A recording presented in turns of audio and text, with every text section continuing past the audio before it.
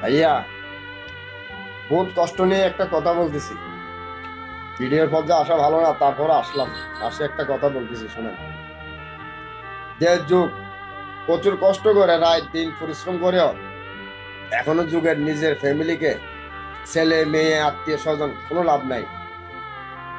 আপনি যতই খাওয়ান, সামনের জন্য আপনার জন্য ভালো, পিছনের জন্য আপনার গাদা। তার থেকে দুইটা পশু পাখিরে খাওয়াবেন, দেখবেন তো আপনার ফিস ছাড়বে না। রাত দিন 24 ঘন্টা আপনি ফিসে ফিসে থাকবেন। এটা আমি মহিউদ্দিন সাক্ষী। এই আমার সামনের দোকানের সামনে দুইটা পুকুর আছে। দুপুরে হচ্ছে একটা ভাত খাওয়াই জল দিয়ে, সকালে দুইটা পরোটা খাওয়াই, তারা আমার দোকানই ছাড়ে না। আর তৃতীয় কথা, কথাগুলো আপনারা শুনলেও অবশ্যই খারাপ ভাববেন।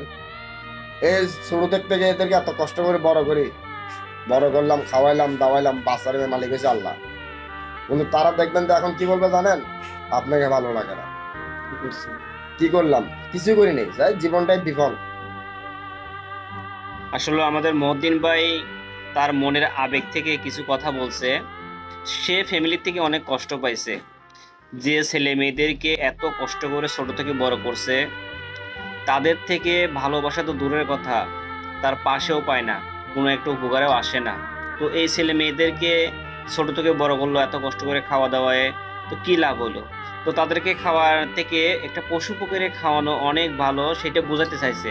হয়তো আপনারা বুঝেন নাই। সে বলতে চাচ্ছে আমার দোকানে দুইটা কুকুর সামনে বসে থাকে, তাদেরকে দুই বেলা খাওয়াই। দুই তিন বেলা খাওয়ানোর কারণে সে দোকান ছাড়ে না, তার পিছ ছাড়ে না। সে প্রতি মুহূর্ত তাকে গার্ড দিয়ে যায়।